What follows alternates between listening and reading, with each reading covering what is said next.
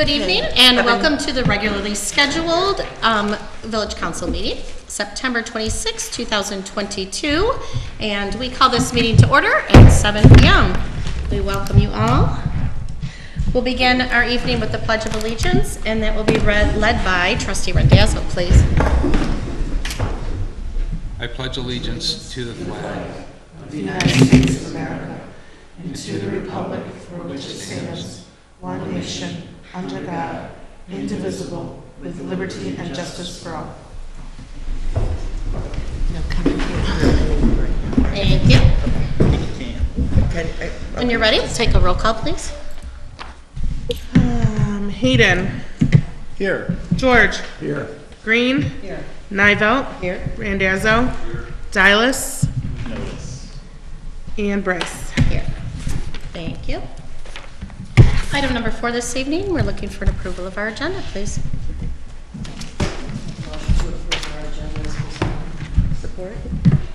We have a motion on the table by Trustee Green, and that is supported by Trustee Nivelt. Do we have any questions or comments at this time? I would like to add a closed session of the Village Council as new business F.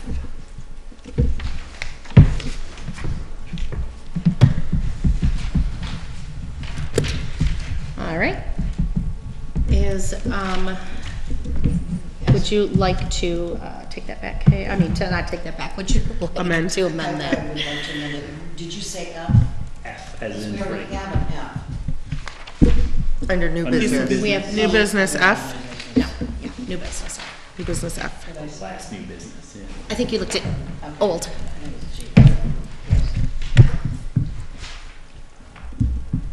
So did you So that's in amend the it? court. Are you interested in amending that? Yes. And do you accept it? Yes. All right, so we have an amended agenda by Trustee Green, and that is supported by Trustee Nivelt. Questions or comments at this time? All right, all in favor? Aye. Opposed? That motion carries 6-0. Thank you.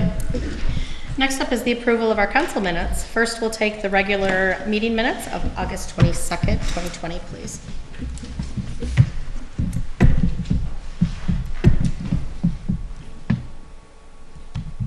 I make a motion to approve the regular meeting minutes of August 22nd, 2022. We have a motion on the table by Trustee Nivelt. That's supported by Trustee Green. Questions or comments? All right, hearing none, we're ready for a vote. All in favor? Aye. Opposed? That motion carries 6-0. Thank you. Next up is the joint meeting minutes of September 14th, 2022. Make a motion to approve the joint meeting minutes of September 14th, 2022.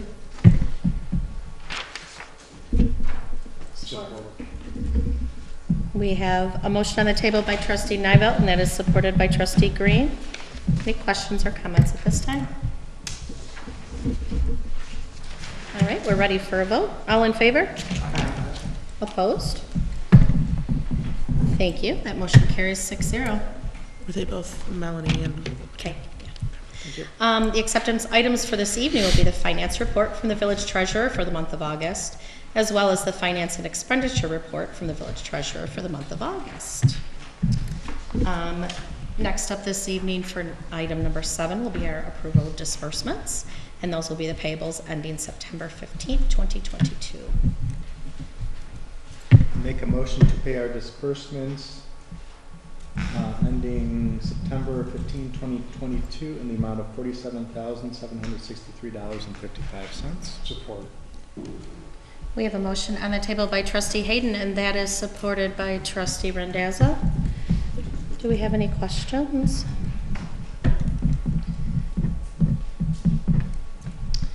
All right, hearing none, that will be a roll call vote, please. George. Yes. Green. Yes. Hayden. Yes. Nivelt. Yes. Randazzo. Yes. Bryce. Yes. Thank you. That motion carries 6-0. Next up this evening will be the public comment. Keep in mind, this portion of the public comment is on agenda items only. If you have something that you would like to ask or share with us, we would love for you to go ahead and raise your hand, step forward, step to the podium, whatever you're comfortable with. Keep in mind that it is on agenda items only at this time. We do have a non-agenda item only portion later, and it would be a 3-minute limit on something that you'd like to share with us, please. So if anybody has something, please step forward. Good evening. My name is Bob Kirk. I'm a land use municipal attorney. I want to pass out a letter to you, and I'm going to go over it real quickly with regard to the marijuana establishment ordinance. Thank you.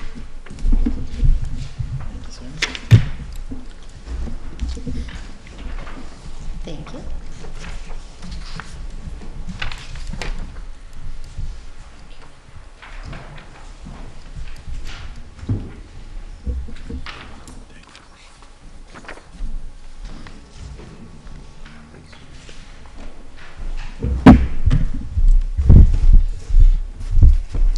Thank you for allowing the time tonight. My name is Bob Kirk with Kirk, Huth, Lang, Badalamenti.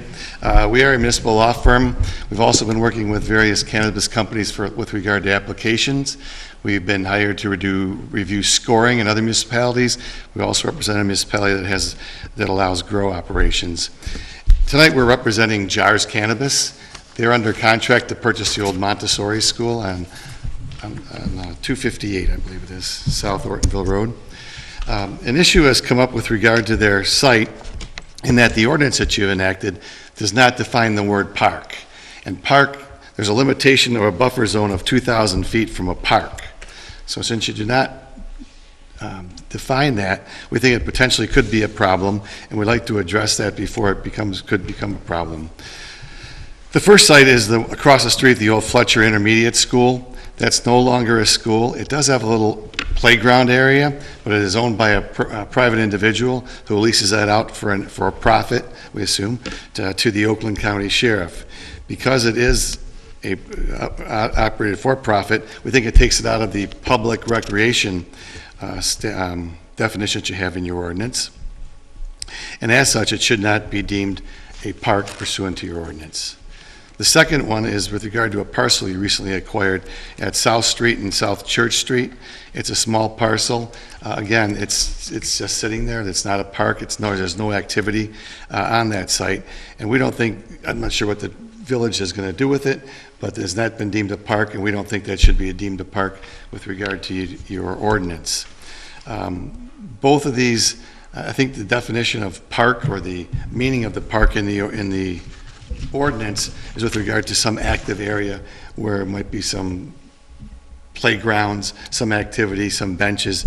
Neither of these fit that part of the ordinance. We believe that they should not be deemed as parks, and I think if you do that, we'd really be restricting the amount of applicants or the good applicants it should be getting. Our client has worked well in other communities, has contributed to other communities, and we believe would be an asset to your community. We have this site, and again, I would request that you either deem or take a look at why these should not be deemed parks. Questions? Just as a reminder, you have reached your 3 minutes. Our job is not to respond and interact. It is to accept your information unless it was a quick date or something that we could clarify with you. That's not something we could obviously do immediately. That's something that would be done through the office and specifically with our manager and attorney. We do appreciate that you did bring that information and questions forward to us, though. Thank you very much. We appreciate it.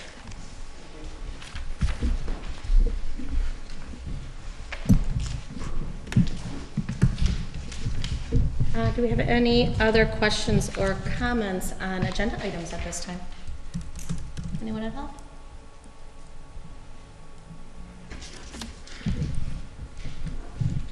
All right. Again, we thank you for stepping forward. Next on our agenda this evening is the approval of our consent agenda.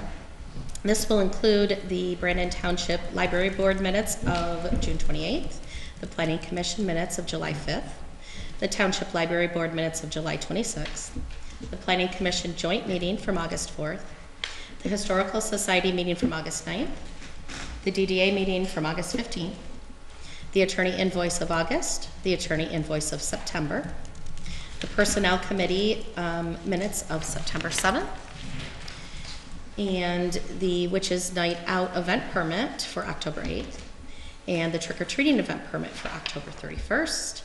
And the last item that this will include is the Michigan Department of Transportation performance resolution for their annual permitting.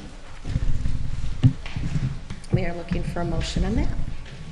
I would like to remove item J, special event permit, which is night out, from the consent agenda, please. And discuss it separately. Do we have support? Support.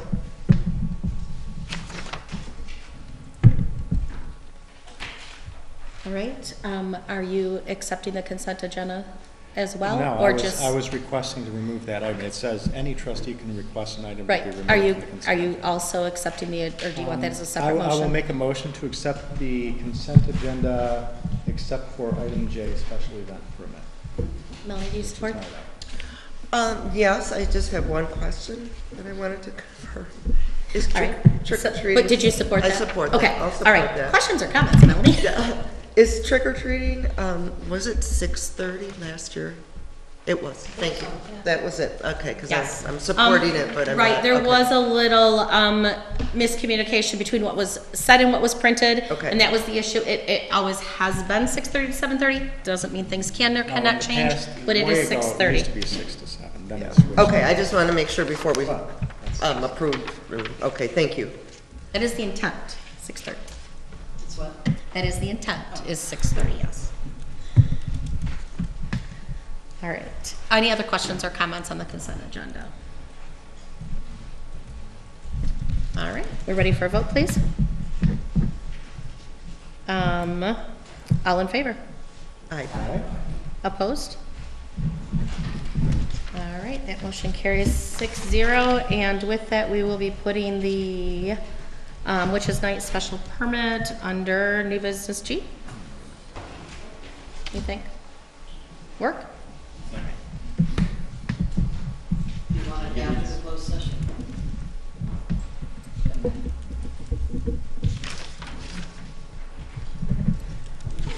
Right. We do want it after closed? We don't want to do it, so if anyone wants to leave, okay, I don't believe we have anybody here for it, okay. specifically. Just me. Just. All right. Next up is the item from our trustees, and what we're looking for at this point is committee updates, et cetera. We will start with Tony, please. Well, I did speak to Clerk Blair briefly last week. She did inform me that the CDBG for the pickleball, finance for the pickleball is still on target. We had our September Fest, although it rained that Saturday and Sunday. It was a pretty good turnout. There is talk that we're going to move it next year up a week or two. The last 2 years it's been raining, so that's about all I got. All right. Wonderful. Next up, please, Melanie. Okay, planning and wayfinding are in our agenda, so we will discuss those in a minute. Heritage Park, we got news today that we did receive a $500 grant that is provided by the Michigan Municipal League Foundation. It's part of their Bridge Builders Micro Grants program, and that is to go towards lighting and or landscaping. And we will get more information on that probably within the week. Just got the email today. Congratulations. Yeah, Yeah, that's nice. good. It's good for all of us. So hopefully we can get some lighting maybe up for Witches Night or definitely Christmas. So, yeah, thank you. Was that the online? Yes. Is that the online thing we were talking about? Voting, you could do it more than once. Yes. That was part of it, yes. Yep, yep. And I do not know how many votes we received because they didn't have like a tally you could see. I got tick marks in I love it. Thank you. All right. Anything else right now? That's it. All right, thank you. Rick, please. Yes, IT committee did finally meet earlier this month. As you know, we've been moving forward with the migration to Microsoft Outlook for the email accounts, and the migration to Office 365 is that still ongoing? I know they're working on that. There's a few punch list items left, but yeah, most of the way through. We're getting very close to being completed with that. There were a few questions, concerns raised with IT Right, who was on site, which we got. It was really good being able to have them there and collaborate directly with them to hammer out some of these details. We're still looking at the website about potentially getting an RFP out to get some cost estimates for migrating the website. And that's pretty much it. Unfortunately, minutes didn't make it in time for this pack, but you'll see them in the next pack. That's all the updates I got. Kay, please. If I can segue off that a little bit, are we supposed to be getting our emails through the new system, correct? I'm not getting anything from SEMCOG or Michigan Municipal League or anything like that. I get it from the office only, so far. If you come in, I can help you with that. They have a higher security setting, so a lot of my emails too, from things like that, like big lists, have been filtered. So you have to unfilter them and give it a new assignment that it's safe and all that stuff. So I can show you. I have a couple different things. You read the personnel notes in our meeting, what we're working on. We're still waiting for the attorney. I hope he moves soon and gets that to us. I really want to finalize that before the end of the year. I received a call. I guess this is the time to bring this up. I received a call that they wanted to know if we had changed and or written an ordinance about allowing liquor, beer, etc. to be able to be walking down the street with it, because that was happening at Septemberfest, and one group versus another, and they're not happy about it. So I think, well, first of all, did we do an ordinance that I'm not aware of, allowing people to carry their drinks in the street? No, but that would be something that you could discuss with Ryan in the office, or give him a call, or email him, or that would be something he'll handle. I can do that. Is that complaint or question with you?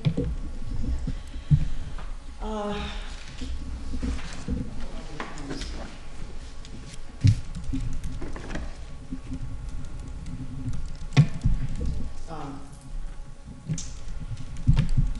wanted to talk about, I don't want to talk about it, but I'll try to do it as best I can. I really was disappointed and kind of discouraged because regarding the beautification award that I worked on when I was on Parks and Rec and got it all set up, and we were all ready to go. We had met, and we were supposed to pick, bring all of the pictures together so that the council and or the community, or both, could vote on the beautification award of the year. That was not done. It was supposed to be in the paper. We were supposed to announce it at Septemberfest. That didn't happen. I feel like there was a whole lot of work done, and I feel like I've lied to the residents because we told them we were going to be doing this. And then nothing happened. So that's all I have. Thank you. Thank you. Pat, how about you, please? Yeah, just to piggyback on what Tony was talking about, Septemberfest. I was very impressed with the setup of it, and unfortunately, yeah, we got some sour weather there, which restricted the crowds. From a old timer standpoint, we had decent turnout there on the tours of the old mill. We had the blacksmith demonstrations, and again, that was a little lighter than what we thought we would get, but that was weather. Pie baking contest was fun, and Ryan was, Mayor Ryan was judges in that. Bob Huxwell was one of the judges in that. And it was fun. So it was a good day. Anything else? That's it. All right, thank you.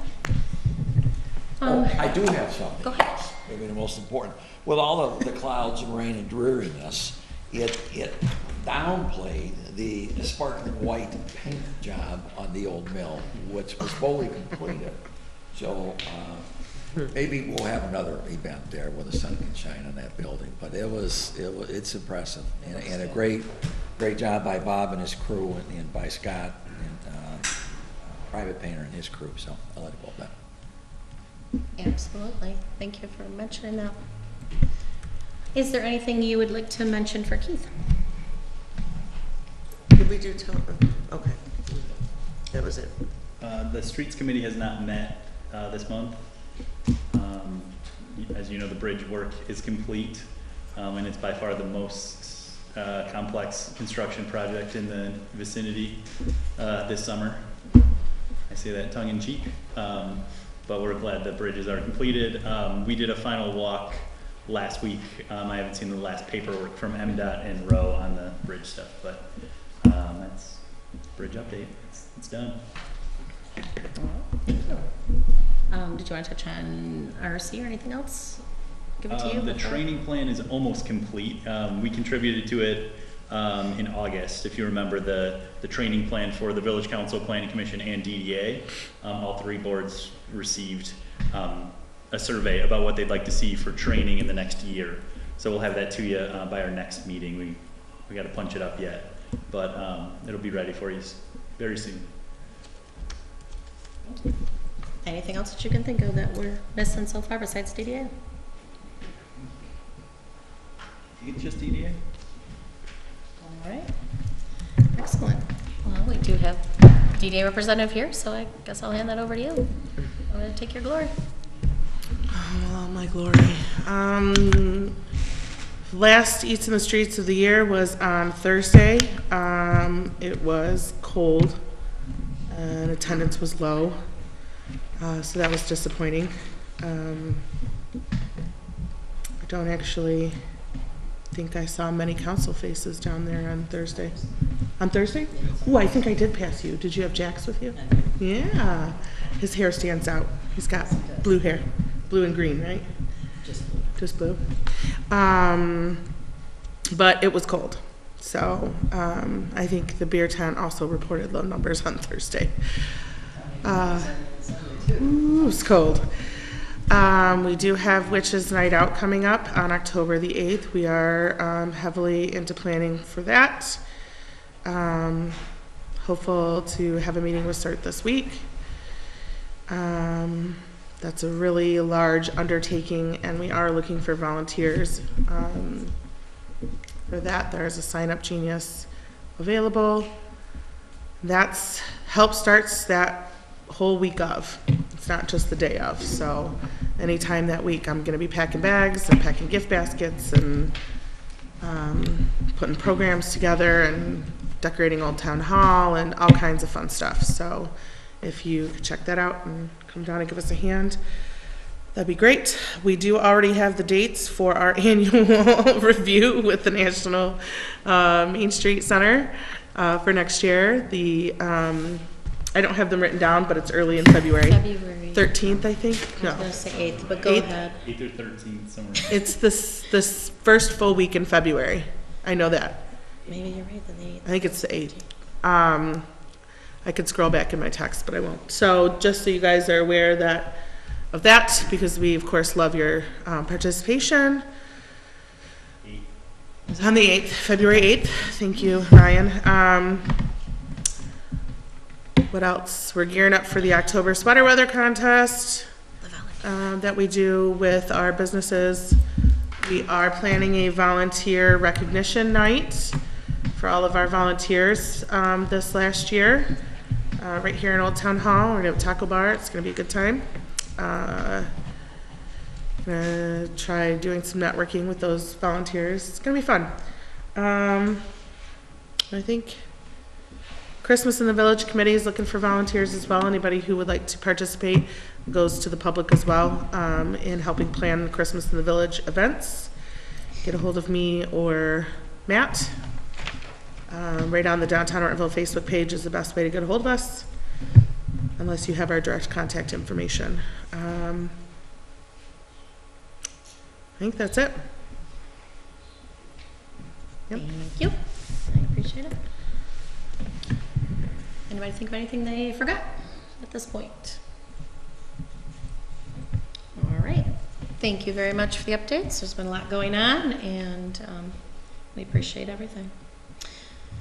Item number 11 this evening will be our unfinished business, and we are going to have item A, the EV charging station agreement, and I will pass it over to start with Manager Mattis.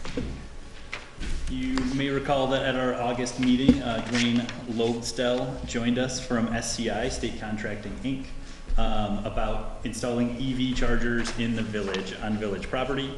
Your packet tonight contains the proposed agreement. It's been reviewed by the village attorney. In addition to creating this agreement, I've discussed EV charging stations with neighboring municipalities, Oakland County leaders, and lots of other entities about EVs and about SCI specifically. All had positive things to say and have encouraged our efforts. Oakland County's Chief Sustainability Officer and I met to discuss EV adoption. She recommended a two-track approach, so to create an agreement to install EVs on village property, but to also create an ordinance for EV adoption and EV readiness as part of new builds in the village. So that's a separate track that the Planning Commission will take on. That's ordinance writing is the Planning Commission's domain, but that this effort is right on track. So the plan is to install one charger in the corner of the parking lot over at Mill and Pond Street. And there's several locations that could be a fit in the future, but for now the goal is to install one EV charging station so that we can see how it goes, gauge public appetite, and consider future locations down the line. SCI is positioned to be a great partner for the village for the future, and this will cement our relationship long term. It's the first step, and it's a big one in joining the list of communities that are EV friendly. So I leave it to you to consider a motion to approve the SCI charging station agreement and authorize the village manager and clerk to execute all documents and processes related to the agreement. I make a motion to approve the SCI charging station agreement and authorize the village manager and clerk to execute all documents and processes related to the agreement. We have a motion on the table by Trustee Nivell, and that is supported by Trustee Green. Do we have questions or comments at this time? Yes, I noted several things when I read through that I feel are not clear or need to be corrected before we can enter into this. This is a contract that we could be bound to for up to 15 years by the terms of the contract. And I think that before we approve it, we need to make sure that certain things are clarified. If we're looking at the contract, I'll draw, the first is in the very first paragraph of the agreement itself. You'll notice it says the is effective of and between Village of Ortonville, in parentheses, located at P.O. Box, and then it says in Village of Ortonville again, located at P.O. Box, and then it says in charge at EVCEV.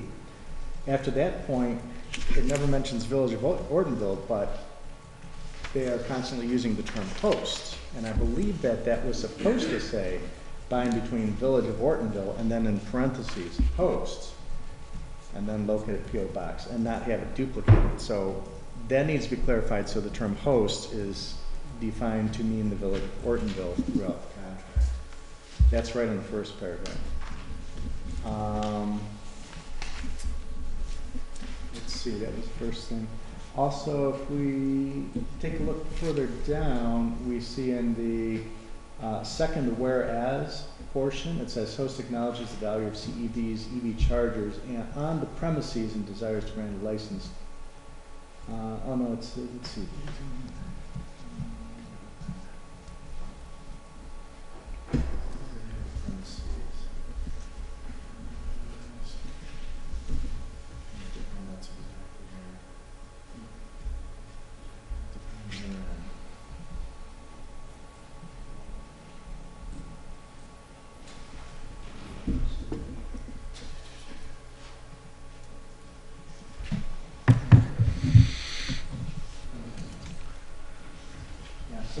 questions about on the premises as defined here, but I never see any clear definition of premises listed in there. So does premises refer to just the area where the charger's at, including the parking spaces, or not? Or does it include the entire property and building and everything? Or is it, exactly what's the scope of premises in the context of this contract? I think that's not clear, and I think that needs to be clarified of exactly what premises, because they talk about needing access to premises and all these other things, and that's, I think that needs to be clarified to be a clear definition of what exactly the scope of premises is for this access and everything else that they're discussing in the contract. So I think that would need to be clarified and defined by them a little better, because it's not clear anywhere in here. And then further down, which was it? Was on, it's in 45 of my electronic packet, but page 2 of the agreement. Where are you? Page 2 what? Page 2, let me see where that's at. Okay, there's about, let's see, I think this is in section 7. Yeah, section 7, early termination.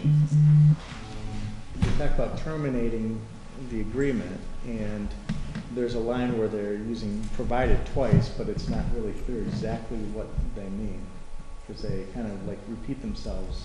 And I think that they intend to say, provided within writing, or a written termination notice provided in writing or something like that. But it's not good grammatically and is not clear, and I think that should just be checked and clarified. Those are the 3 points I noticed within this document when I reviewed it, and not being an attorney, if it wasn't clear for me, I'm not sure exactly how we can be sure that, how it would be interpreted legally either. So I think it would be best to just ask for those, at least those 3 points to be checked and reviewed and updated. And I can get the exact text and stuff to Ryan and stuff so that can be clarified. Is that all right with you, Ryan? Or? No, those are all valid points, Yeah. and grammar is something that we can definitely review. I think we can continue to entertain a motion even and still review grammar. I think that's still, grammar's always something we're all working on constantly, right? Like I said, one of my concerns was the lack of a couple of those definitions there being clear and concise. So.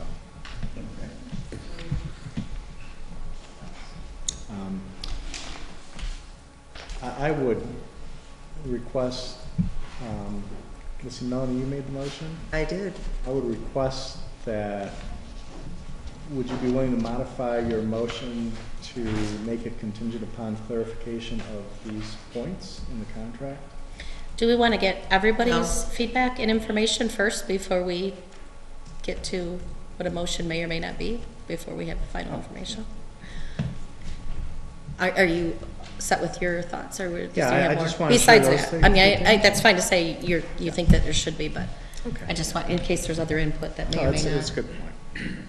Anyone else? I agree with the clarification. So. Anyone else? Any thoughts? Any questions? Anything else with the contract?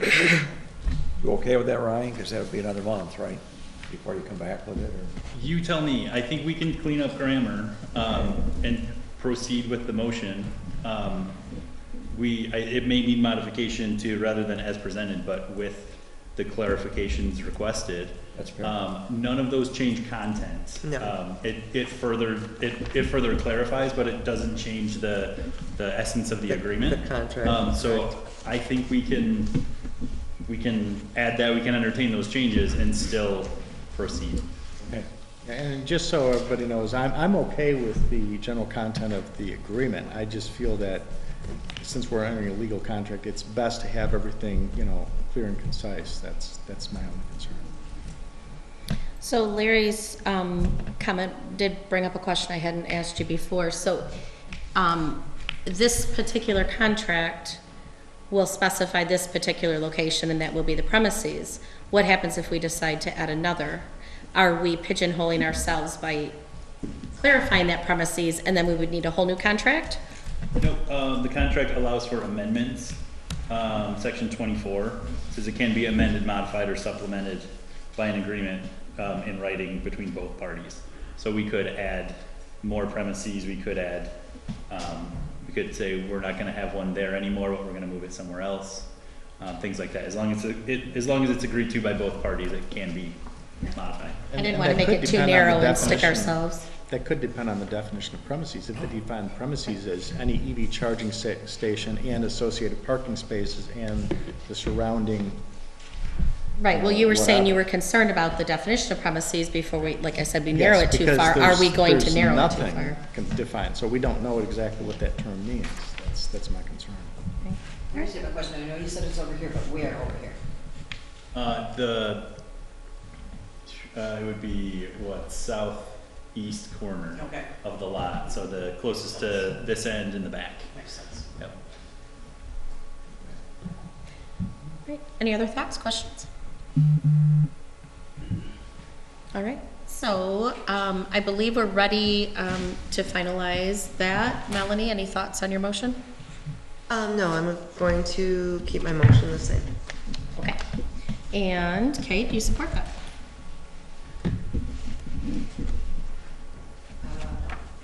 Okay. So would you like to withdraw your support? Yes. Okay. Would anybody else, oh, well, can you read us the motion, please? Could we, Hold on, can you read us the motion, please? I have a motion by Nivelt, it was supported by Green, to approve the SCI charging station agreement and authorize the village manager and clerk to execute all documents and processes related to the agreement. All right, and do we have a support for that motion? I will support that. You want to go ahead? why don't we just add? We're asking right now, we have a motion on the table, we need a support before we have any conversation. No, All right, so I support the motion. Do we have any questions or comments at this time? Pat? Go ahead. yeah, I would think just put in some kind of general phrasing on some of the points that Larry brought up with amendments to what points of discussion that we had, something to that effect. Which Analytical. is exactly what Melanie said. She said that is on the manager and the clerk to execute all parts of that. So they would make the changes, they would fix it, it would be their responsibility. So Melanie's original did state that. That's why I just wanted you to reread it, and that's fine. We all have different interpretation. I'm not in any way arguing what your Okay. choice will be. I'm just mentioning, she did specifically say that then they can make those decisions and they can execute it. But it's up to you guys to decide whether you agree with The that. motion as it is would allow Ryan to clarify those. Will you read it one more time for us? Yep. To approve the SCI charging station agreement and authorize the village manager and clerk to execute all documents and processes related Okay, to the agreement. okay. Any more comments or questions, or are we ready for a vote? Ryan, the charging station, sign, is that the sign that, is that the sign that would go up there? Or will there, will there be like, on a lot, how will people know? Yeah, the contract states that, that they will put up a sign. I think that's an example. I don't think that's the exact one. I have pictures I visited their site in Holly where they have a couple of chargers. And the sign is similar, but not exactly the same. And then they'll also paint the parking spots green, so it's very obvious those are EV parking spots. Is there gonna be anything there that states, you have a certain amount of time to? We have to do the ordinance. Yeah, we'll work through that process, Yeah. but yes. And will there be the village logo on the sign? That's just a question then. Not on the one they provide. I don't think so. I know in Milford, they have like 4 charging stations in their main parking lot, and their sign is very little. It's very discreet. I mean, you know what it is. You see people charging, but it's just not an eyesore or anything like that. Assuming this would be the same. Yep. The sign in Holly, I'm looking at the picture I took on my phone. It is different. It shows reserved parking for electric vehicles only, unauthorized vehicles towed away.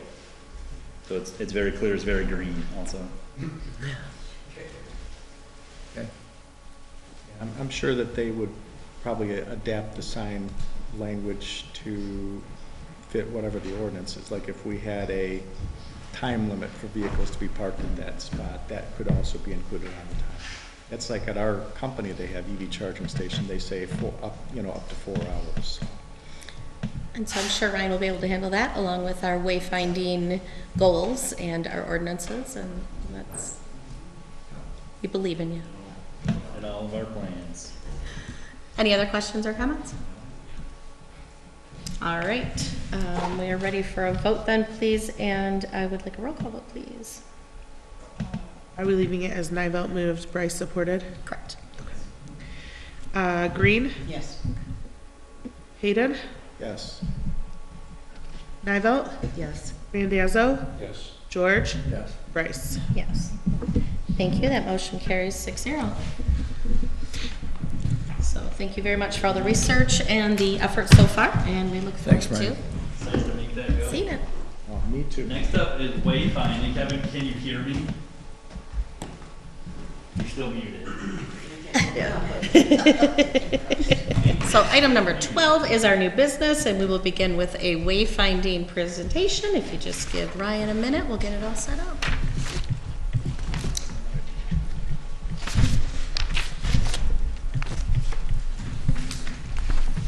How about now? There you go. Yes, we got you. Yes? Okay, excellent. All right. I love it when technology works. You want to share your screen and drive? That'd be great. Yeah, Cool. that's what I'll do.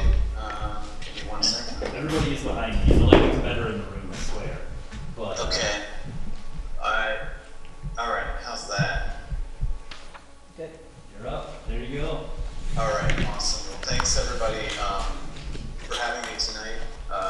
Excited to present this to you, kind of a culmination of a lot of months of work with the Wayfinding Subcommittee. My name is Kevin Clark. I'm a principal and director of design with the Lakota Group. We're a design firm that's been working on this with you guys. So I'm going to go through our process and what we did, kind of our analysis, assessment, then getting into design of a wayfinding package. We call it a family of signs, some costs, and then kind of what we think are a good strategy for phasing of the signs as you implement them. Let's see. First, I'm going to go through our process and just a reminder of kind of the overarching goal of this project is to create a clear and compelling branded wayfinding signage program that brings both awareness and increases vehicular and pedestrian traffic to Ortonville, to your downtown, to the amenities that you guys have to offer.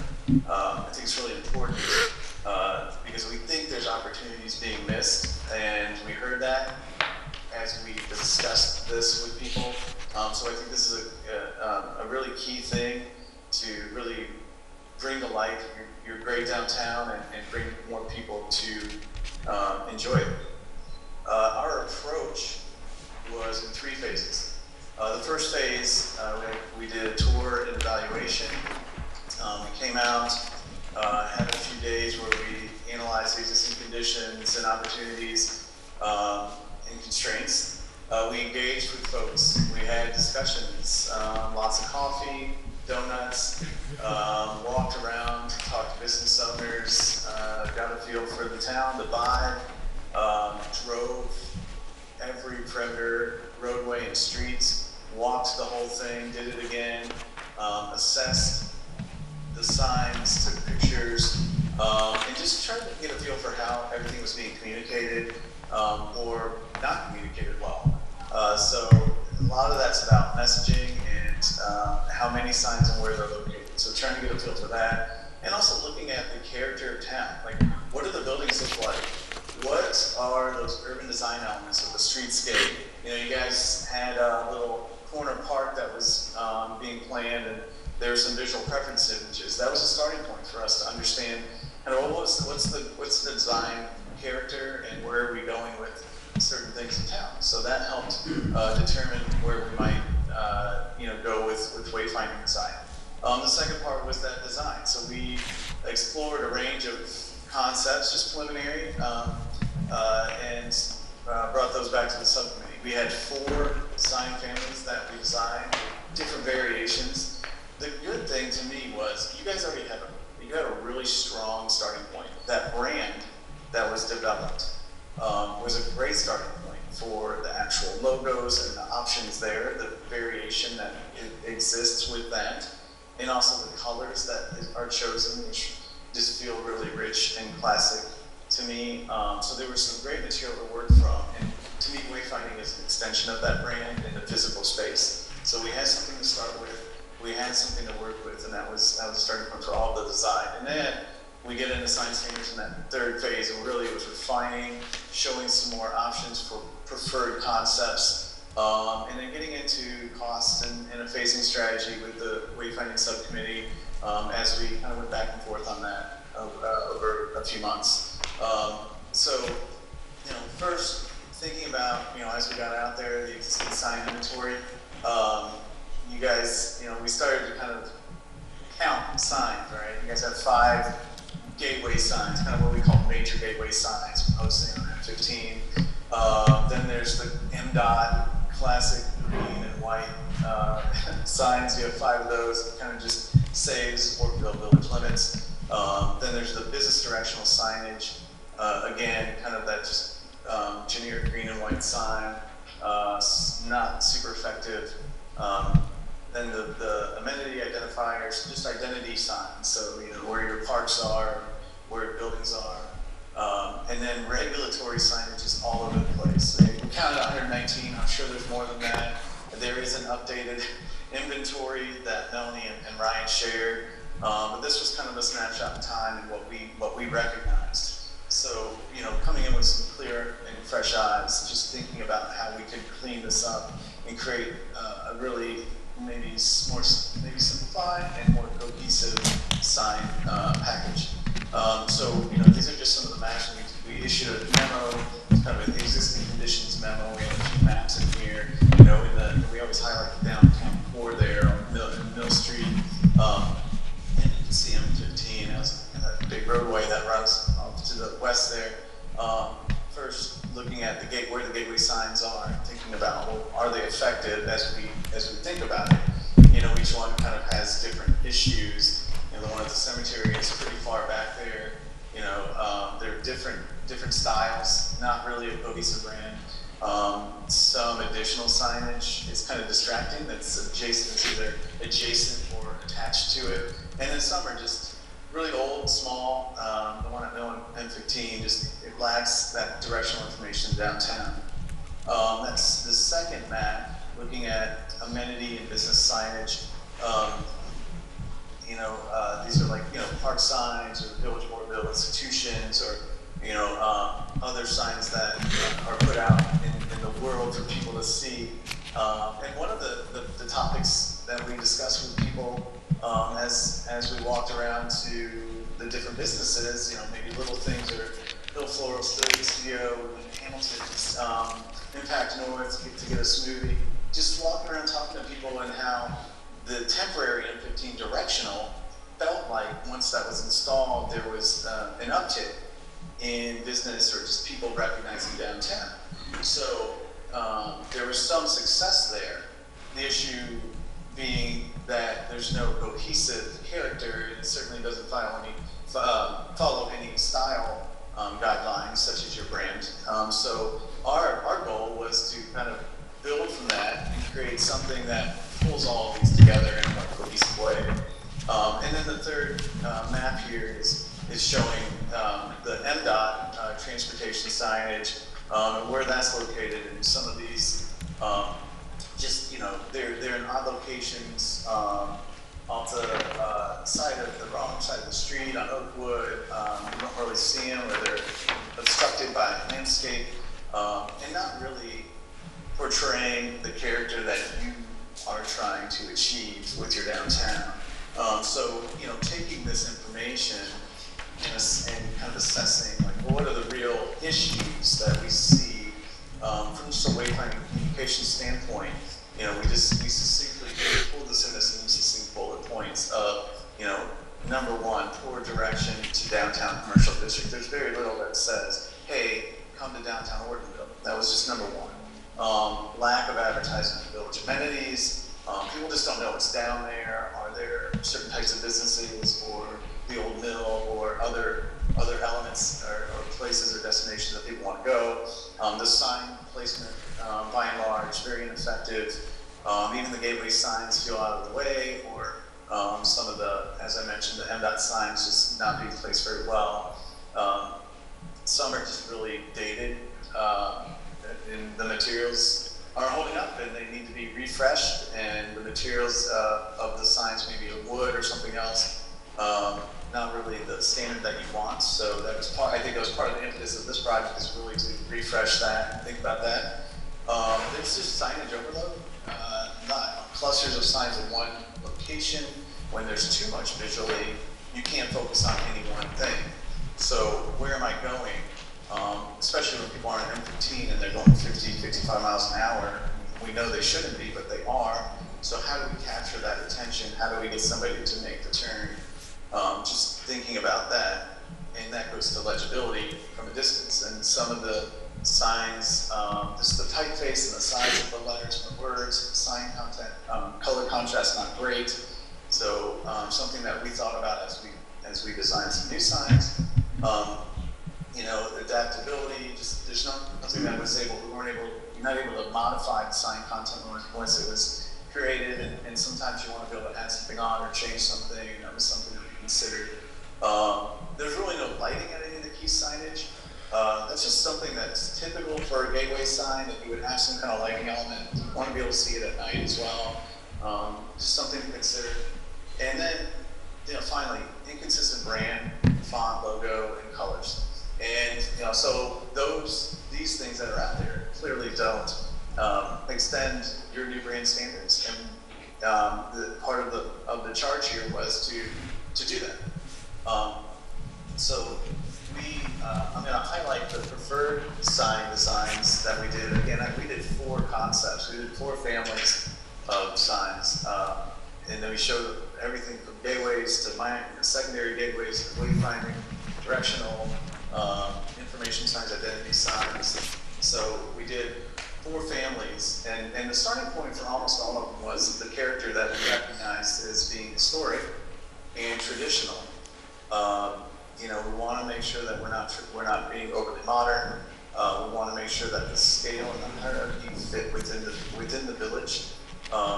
Messaging is a big thing when we think about those, and we want to make sure that it meshes well with your existing street literature and kind of the context that you're establishing in downtown. So I'm going to go through the preferred sign concept, the whole family, which is a few pages here.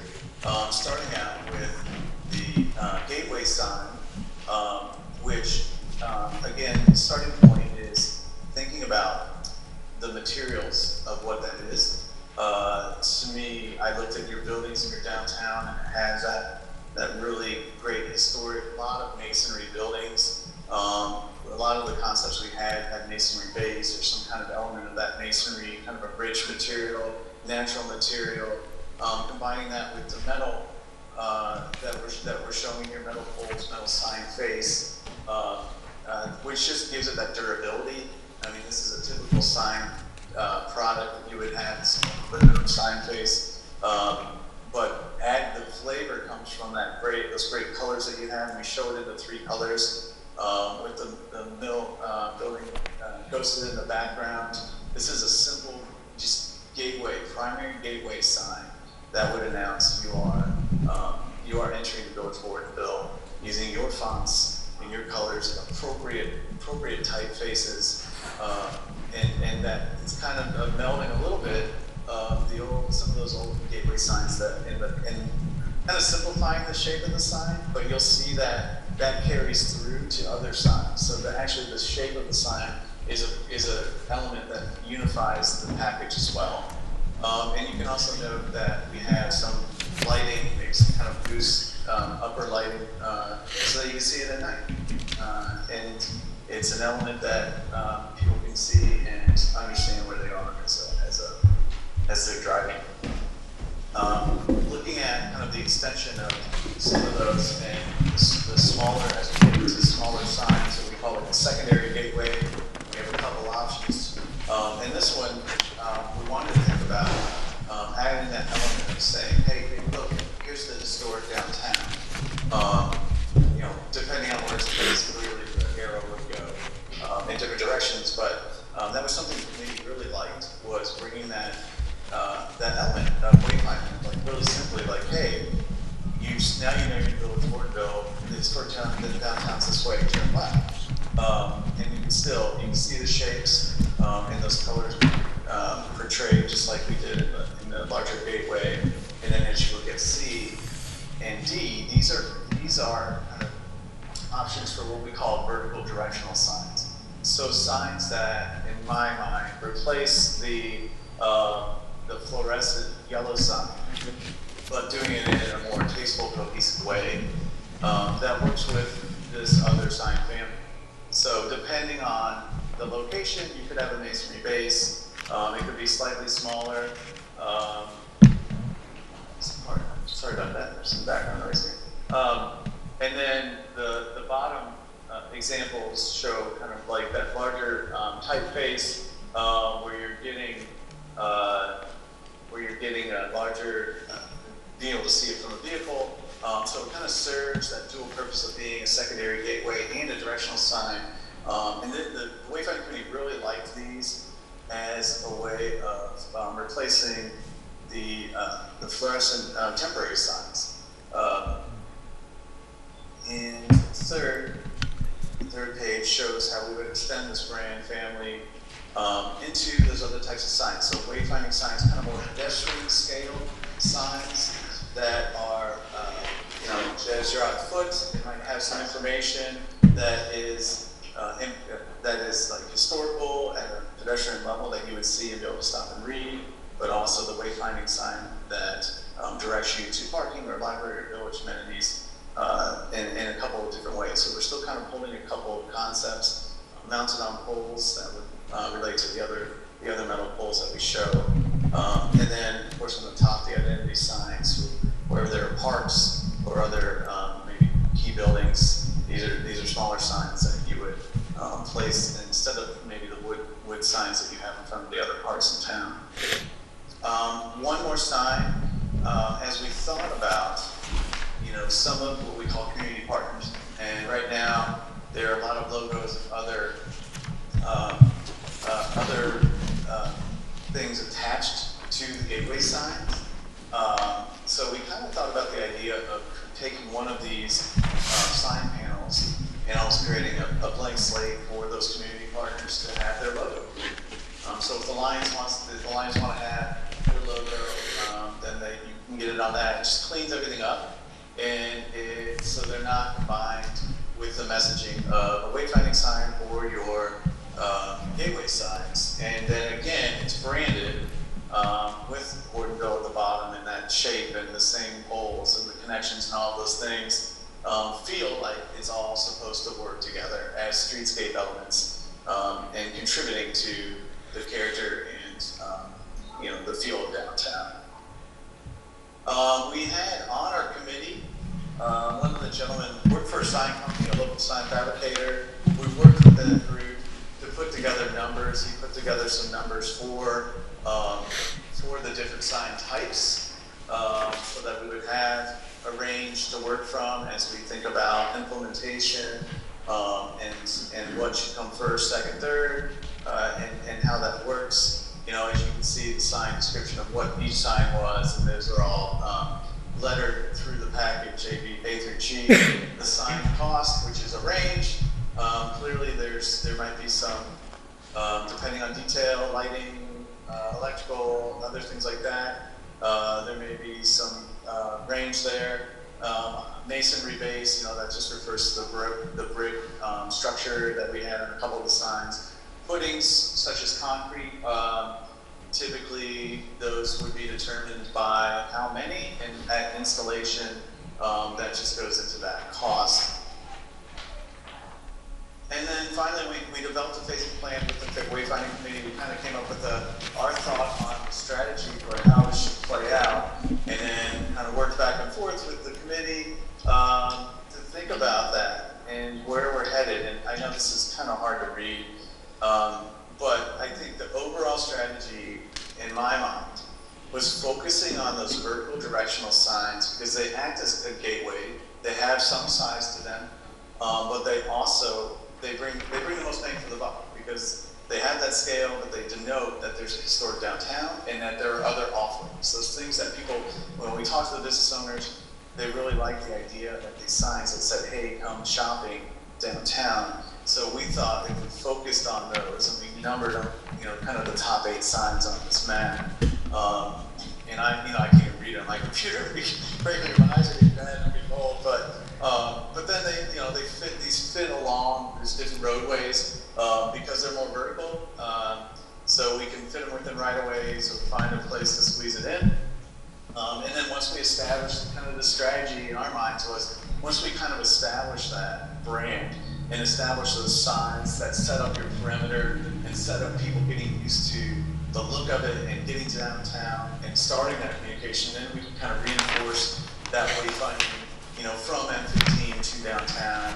So, you can kind of see priorities 2 and 3 as we get into establishing kind of the bigger gateway by the school, and then the yellow circles 7 and 8 would be, establishing a vertical directional that gives people from M15 on the mill, and then reinforcing that with a secondary gateway. So it's about when you see it, where you're going. If you don't, if you're headed in M15, you understand you're in Ortonville. Then you see that you go to the historic downtown and the things that are offered.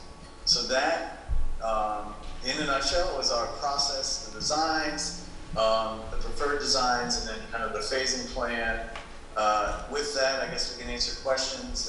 And Ryan, I was having trouble hearing when there was other business. So if there's Do you want me something, to stand up? please repeat if there's a question for me. Or do you want But to, just so I you can thank hear you, if there's for your time. questions.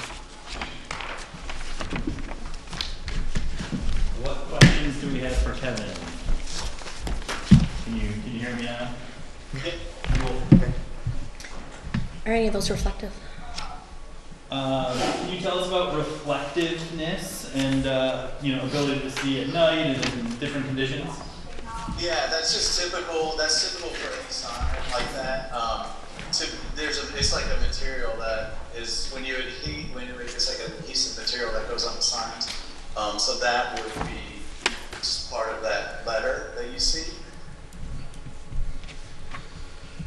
Yeah. I have a question. You mentioned having lighting on the signs. I know many of those locations may not currently have electrical capability. I'm assuming that would be an additional cost to provide that. Is there any possibilities for any types of like solar lighting in some of those locations? Yeah, I can hear your question. Thank you. I think that is an option. I think those are becoming more frequent to have that. As long, to me, it's seeing what that light looks like. You want to test it, right? Like, you don't want it to be too low. Because I've seen solar lights sometimes that don't have the output that you're looking for. But in those instances where we can't pull electrical from a light pole or something else, I think that is an option to explore. Okay. Other questions?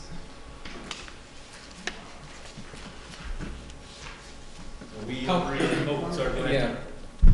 Okay, with these signs, how's that gonna work with the signs, like, I'll pick on Papa Bell's, I call it pizza, but, the way their sign is, would any of this be changing for them as well with all these different? So a business on Mill Street, their current signage, would it need to change at all based on this plan and these, these standards? No, not unless you guys want it to be that, what should I say, specific or enforcement of that. Like, you've seen, everybody's been to a place where the downtown, all the signage has a standard, and everyone has to kind of play within that standard. That isn't the intent here for the business signs in my mind, unless you guys want to go there. This is more for public signage, wayfinding, and things that the village leads. So, and like maybe there's a village office or something, maybe village hall, maybe something like that, that would want to do an identity sign. But otherwise, like the business signage, it to me can be creative, and you just stick with your sign code and let people do what they've been doing. Okay. Yeah, Tony, I don't think that was ever part of the discussion. If you want to be the one that enforces that, then we can talk about it. I'm looking at them, because I don't want them to have to put money on. Yeah. One more thing, like right now, we have these banners on these, the light posts. But, would there be anything, well, these are just signs, so it's not saying. Nothing's changing ordinance-wise.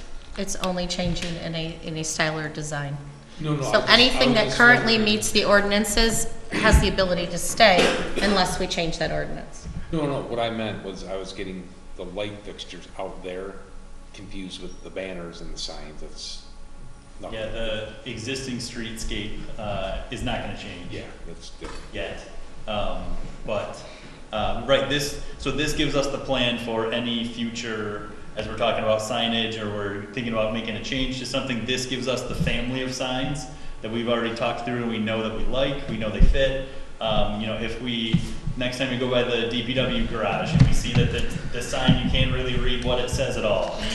We say, okay, it's time to change that sign. Now we have a plan for what that sign's gonna look like.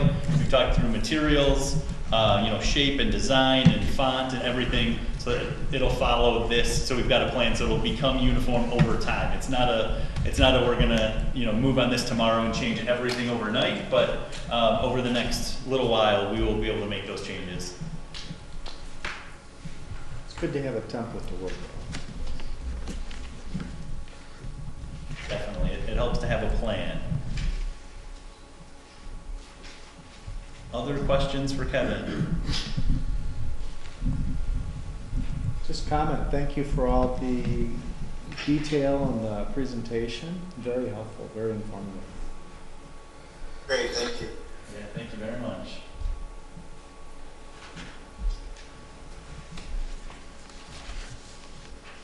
Sorry, if I may, the recommended action from this in the discussion would be that we make a motion to adopt the wayfinding signage plan for the village, and we adopt the plan and then use it for all future wayfinding and signage going forward. I make a motion to adopt the wayfinding plan as presented for signage going forward for the village of Ortonville. Support. We have a motion on the table by trustee Nivell, and it's supported by trustee Randazzo. Do we have questions or comments at this time? I would like to make a comment, actually. Since I've been working on this for a couple of years, and it's been a lot of hours and time that I've invested. I want to thank the other committee members, Wayne Wills, Kim Hill, Patty Olson, Brian and Matt Jenkins, and Will Conway. And Kevin and Renee with Licata were really great to work with. But we did the RFPs, come up with the logo and come up with the colors, and then the wayfinding sign. And I mean, I personally went around and did an inventory list of every sign in the village, and Wayne helped me with that. And it's been very time consuming.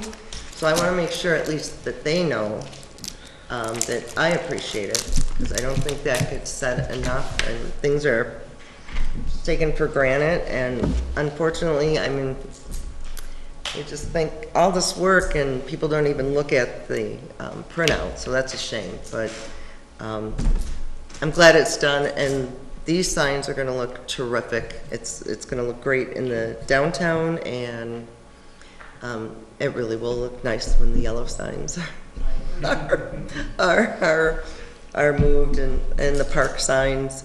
I know Tony and I had talked about some ideas for park signs and whatnot. So This will be nice to hand over to the office, and when they can replace things or when they have to add things, this will be fantastic. I'm excited. Thank you. Any other questions or comments? All right, are we ready for a vote? Okay. All in favor? Aye. Opposed? Thank you. That motion carries 6-0. Hey, the motion carries 6-0. We just want to say thank you. Thank you. It's been a pleasure, Melanie, Ryan, great job. Thank you very much, Kevin. Like, we'll give you a call tomorrow, but thank you very much. Absolutely, okay, have a great night. Thanks. Next up on our new business is the Planning Commission recommendation for the approval of rezoning request for the Varsity Drive parcels. And I will start that off with Ryan, please. All right, so on September 6th, the Planning Commission held a public hearing regarding 2 parcels on Varsity Drive and approved the rezoning request, approved and recommended to Village Council for approval. Your packet contains the draft minutes from the public hearing and the discussion regarding the parcels. The recommended motion would be a motion to approve the rezoning request for parcels, and I'll let you read the numbers, whoever gets to make the motion, on Varsity Drive from R1 to RM. Thank you. Looking for a motion.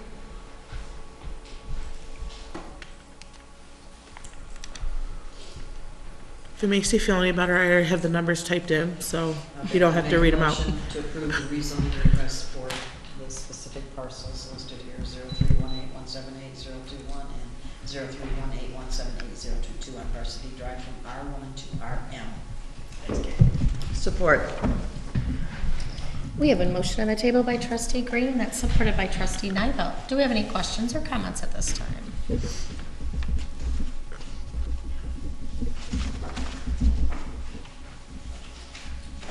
Alrighty, if we can please have a roll call vote. Hayden, Yes. Nivelt, Yes. Randazzo, Yes. George, Yes. Green, Yes. Bryce. Yes. That motion carries 6-0. Easy, Joe was all ready Thank to you go. very much. I was thorough with my packet review. Next up this evening is the Planning Commission reappointments. And if we can please take them one at a time, that would be fabulous. Yeah, so I'll kind of start by talking about both of them, but then they are 2 very separate motions. So in order to appoint 2 commissioners annually and have a regular rotation of commissioners serving terms that expire on a regular schedule, this item aims to reset the terms of 1 commissioner and appoint 1 to an additional 3-year term. So in completing some regular business in September, we discussed the need to reset the terms of some commissioners. In doing our annual report for 2021, it became obvious that there were some commissioners whose terms were not well defined of when they end. We got in the habit of appointing commissioners for a 3-year term beginning when they were appointed, rather than appointing to finish out the term and then reappointing once the term ended. So you'll see in your packet, it contains the spreadsheet of commissioners and when their terms end. So it's time to consider the reappointment first of Bob MacArthur. He served on the Planning Commission for some time. We all know him. He's a character, but we love him anyway. The other is Patty Olson, who served on the Planning Commission for a long time as well.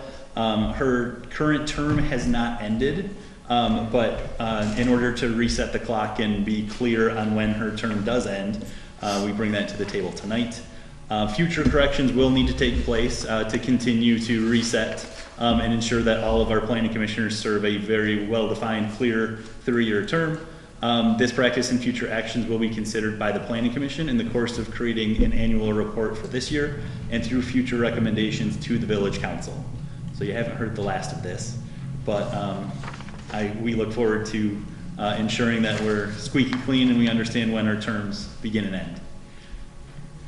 I make a Two recommended motion motions to there. reappoint Bob MacArthur to a 3-year term on the Village of Ortonville Planning Commission to end on May 31st, 2025. Support. We have a motion on the table by trustee Hayden, and that is supported by trustee Nivell. Do we have any questions or comments at this time?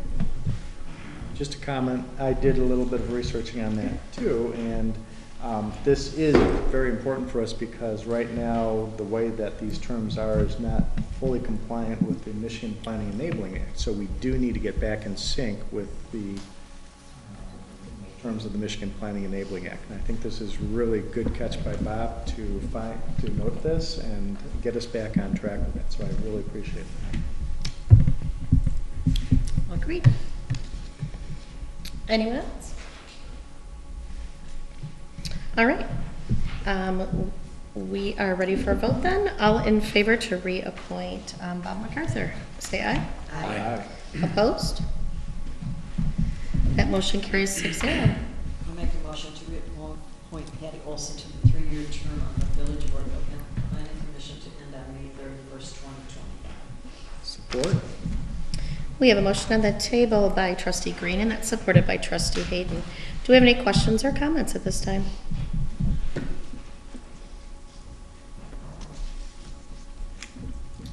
If we're ready for a vote, all in favor?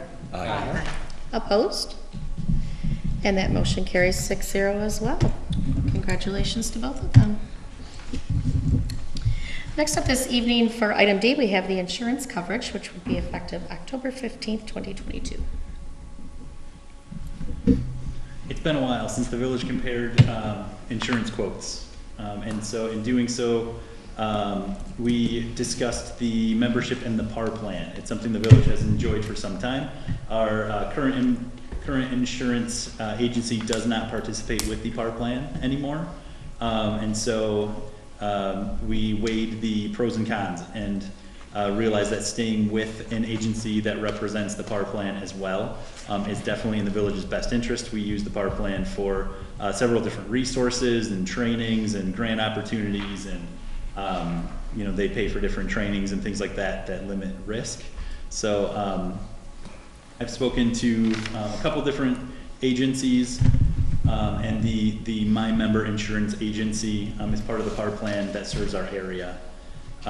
Your packet contains an engagement letter from My Member Insurance Agency which outlines our updated coverage if adopted. You'll note that through conversations with village and DDA staff members, this coverage would provide higher maximums per claim, as well as lower or no deductibles on various types of claims.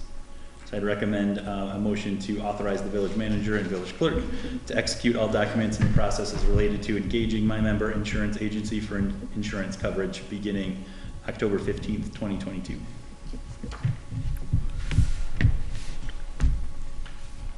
I make a motion to authorize the village manager and village clerk to execute all documents and processes related to engaging My Member Insurance Agency for insurance coverage to begin October 15, 2022. We have a motion on the table by trustee Hayden, and that's supported by trustee Green. Do we have questions or comments?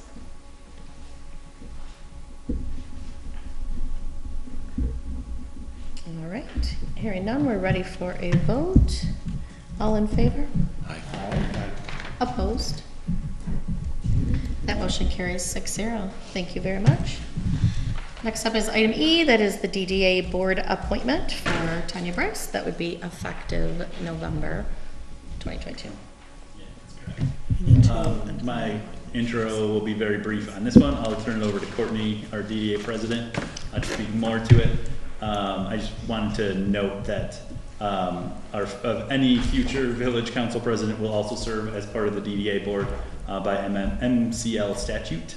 And this is on the agenda now so that there's no gap in service, and it follows a precedent set when a former village council president also joined the DDA board as a regular member after their service as president. So, Courtney, would you like to tell us more?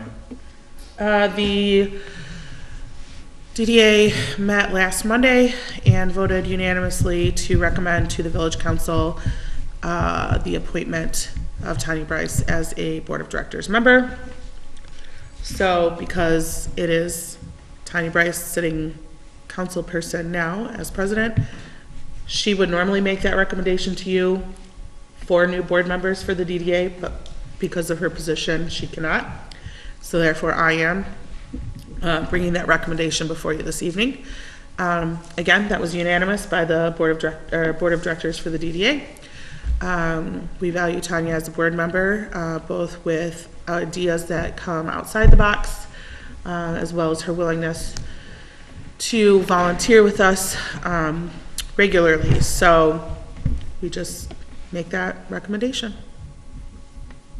And I'm available for any questions.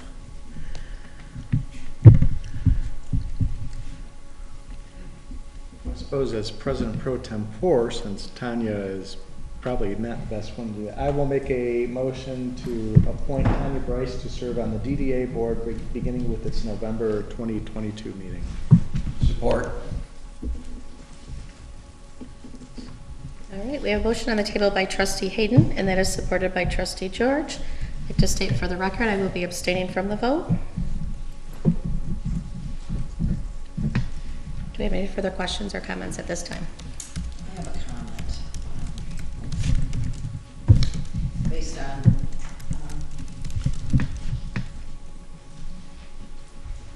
the community, et cetera, when you didn't tell anyone you were not gonna run again for president, you could have left this council in a real mess. Yes, Larry could have stepped in as president pro tem, but we would have had to go through a big election, the cost, et cetera.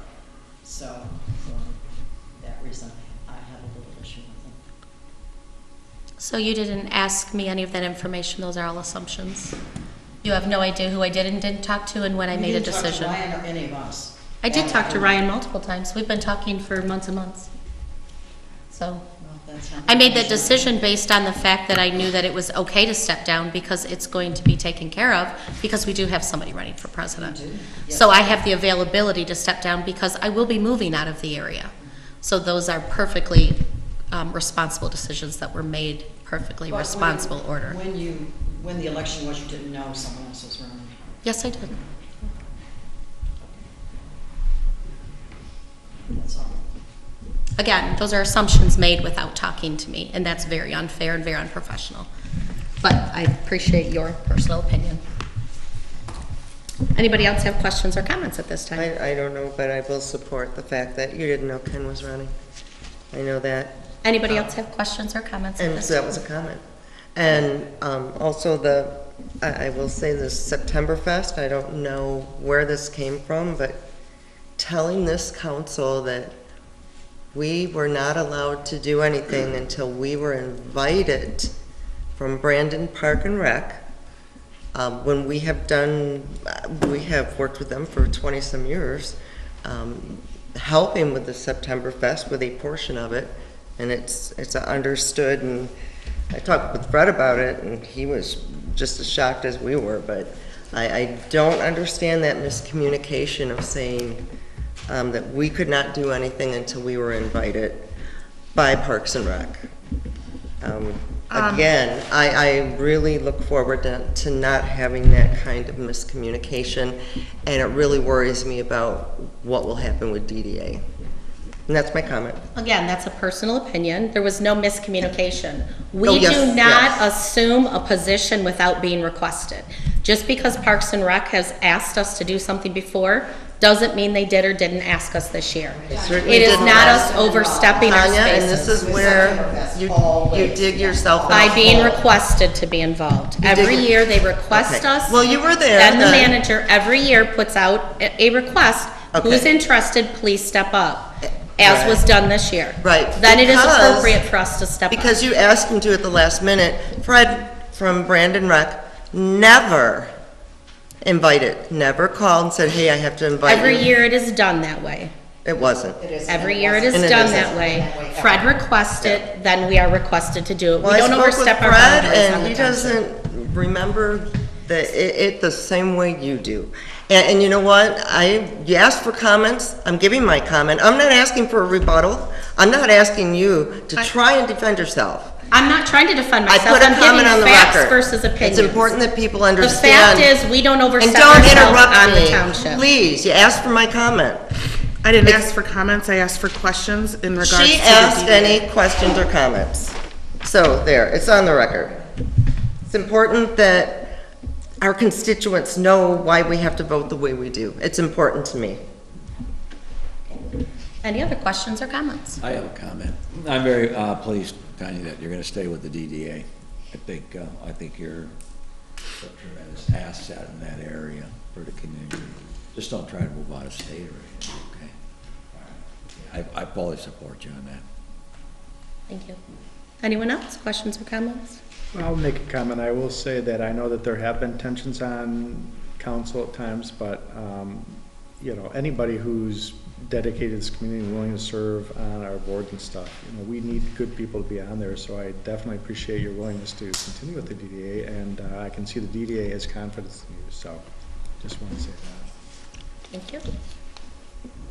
Anyone else? Are we ready for a vote? All right. All in favor? Aye. Opposed? Aye. Or nay? All right, that motion carries 3-2. Thank you. Next up this evening is the closed session, and I will start that with Manager Mattis, please. So the way it works is we will run next door. You guys can stay right here. There's candy on the tables, help yourselves. But It's all gone when we get back, that's good for me. but we need to make a motion to go into closed session. I make a motion to go out of, Everybody's making a motion. Hold on, guys. Yeah, hold on a minute, we're not ready yet. I heard Kay, yeah, it's at 8:26. supported by, Support. All right, so Kay, what is your motion? Motion to adjourn and go into closed session. At 8:26. For what purpose? doesn't matter. And do we have a support? Support. All right, Privileged all in favor? communication. Aye. Opposed? Thank you, that motion carries 6-0. To return to open session, please.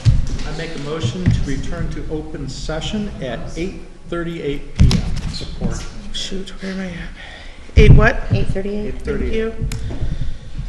And we have a motion on the table by trustee Hayden, supported by trustee George. Ready for, what's that? Oh, it was Randazzo, sorry. That's, good catch, hold on a minute. All right, all in favor? Aye. Opposed? That motion carries 6-0. Thank you very much. And next up is item G, which is our Witches Night Out permit. And if we don't mind, I will start that with Manager Mattis, and then Larry, you had a question on that. Your packet contains the special event permit application for Witches Night Out to be held on Saturday, October 8th, here in the village. Your packet contains the application as well as a lot of event description, more than we asked for on our form, which is greatly appreciated. Describing the event, its nature, what goes on, street closure type stuff, all the good details are right there in your packet. You'll also notice that my name is on the permit, so I am available for questions. Right, thank you.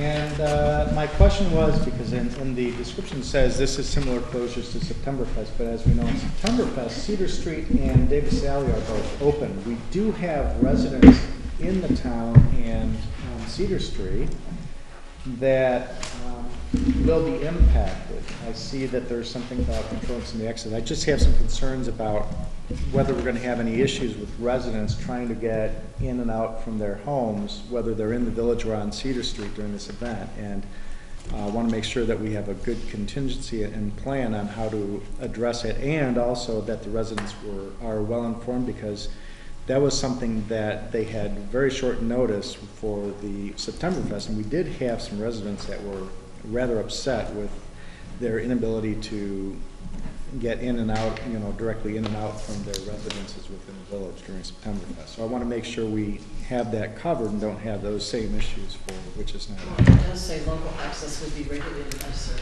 Yes, I'm on the CERT team, and I have not seen that discussed with us yet directly. I'm assuming that there's going to be some coordination, but I just would like some clarification before we approve this, if we can get that. I will say that. Hold on real quick. I don't want to get past that. Residents had plenty of notice. They were all received mailing on September 12th from Parks and Rec.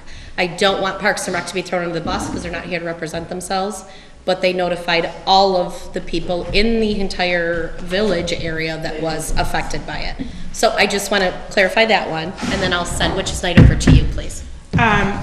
The closure on the permit is no different than it's ever been for every year, and this is the 5th year we've done it. Our procedure for notifying everybody is the same as it is every year. We have a meeting, not that it's relevant, but we have a meeting with CERT on Thursday. Okay. I think that's very relevant. My question is basically kind of following up with Larry's. We normally, with September Fest, we keep Cedar open. We close it at, on the east and west side of Mill Street. I should say Mill Street is closed on the east side and west side of that. We allow the shuttle to go through there and make a nice little loop, and pretty much the community that drives that, I don't care if it's at night or during the day, they're kind of used to that. Now we're switching it up again. And also there's only gonna be, it's not shuttles, it'll be shuttle. There's only one. I'll be the one driving that, that's why I know that.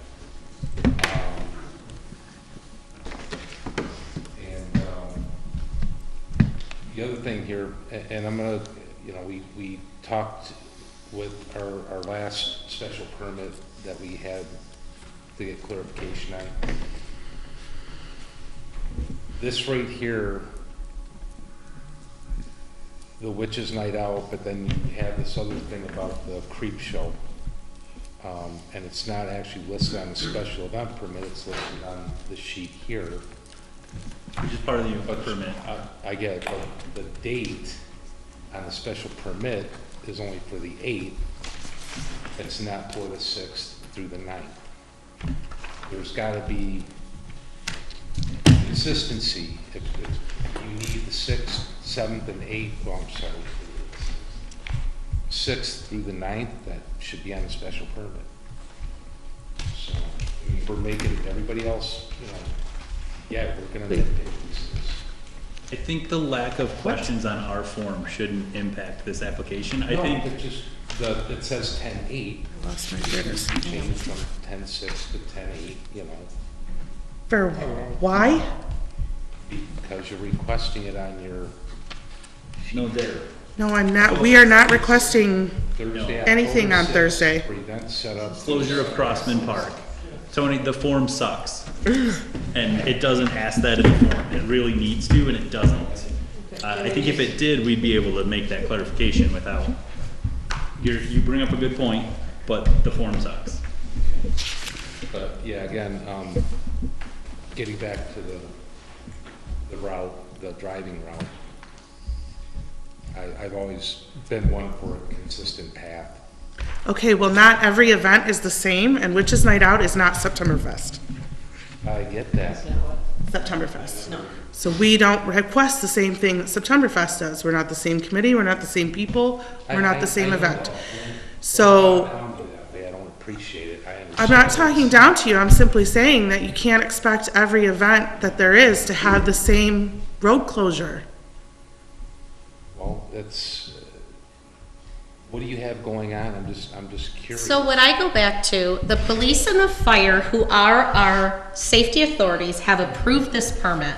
We have people on council, both on CERT, who are stating that they need to make different decisions than our police and fire. If you have questions based on the safety of this event, you go to the police and fire. Our job is to decide if this is an event we would like to hold in our community, which has been approved by the committee, which has been approved by police and fire, and our job is to decide whether we want this event in town. If those are questions on safety, they would go back to police and fire. Excuse me, Tanya, I again don't like the tone you're taking, referring to the concerns Tony and I have. I brought up my concern as a council member who's going to approve a permit for an event held in our community, and as a council member, I have a legitimate right to express my concerns.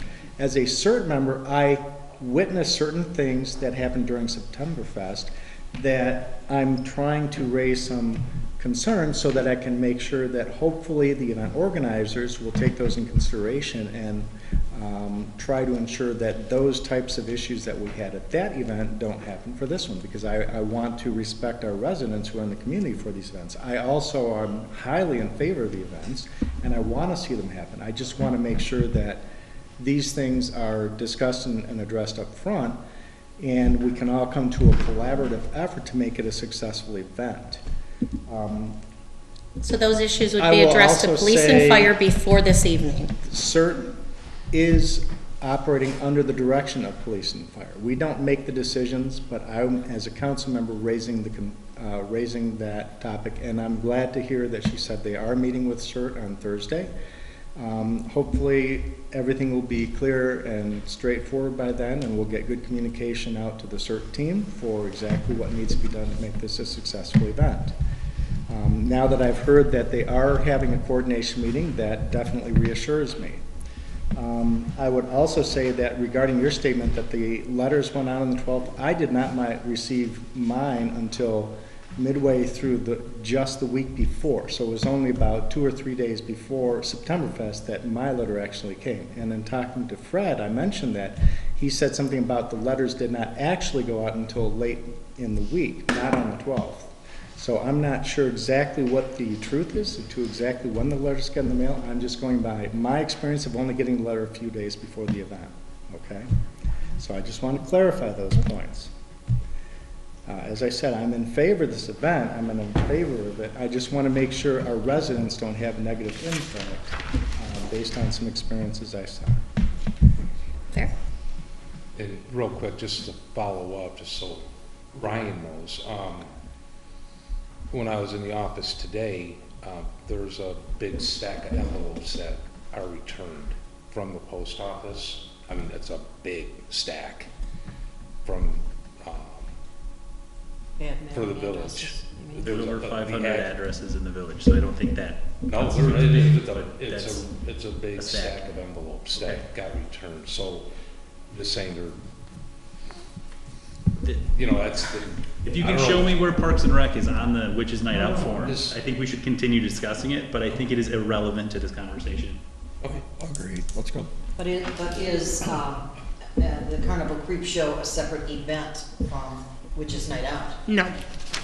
It's just, it takes time to set up. That's all. Okay, it's just gonna be that night. Correct. Gotcha. Any other questions or comments? Witches night permit. Are we ready for a vote? Um. I don't have a Nope. motion. I don't recall a motion from me. I think we need a Nope. motion first. Okay, I will make a motion to approve the event permit for Witches Night Out for October 8th. We have a motion on the table by trustee Hayden, and that's supported by trustee Randazzo. Do you have any questions or comments on the motion? All right, all in favor? Aye. Opposed? That motion carries 6-0.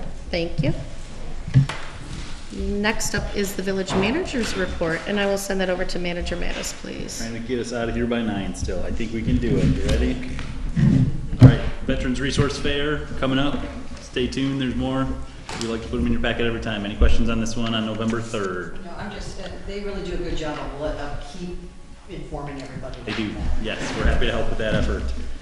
Next up is Halloween. We approved the Halloween special event permit. We are going to collect candy in the village office like we've done in the past. We'll work with the fire department to signal the start and end times of trick or treating.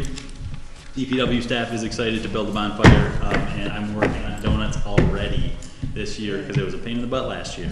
Any questions Yes, on it Halloween? was. Stay tuned, we're gonna need you to help serve donuts and cider. I will be there. Yeah, I'll be there as well. And I know Beth said she's going to leave from work and help, so we can Yep. help set And up that was It's a plenty Monday last year. night, so tables. it's a, And, yep. yeah, so, Okay, well, More stay than that, you're tuned. tripping over people, so. More to come, but yeah, right? Halloween's a coming. Cool. Cross our fingers for good weather. Yes. So, 5:30, no.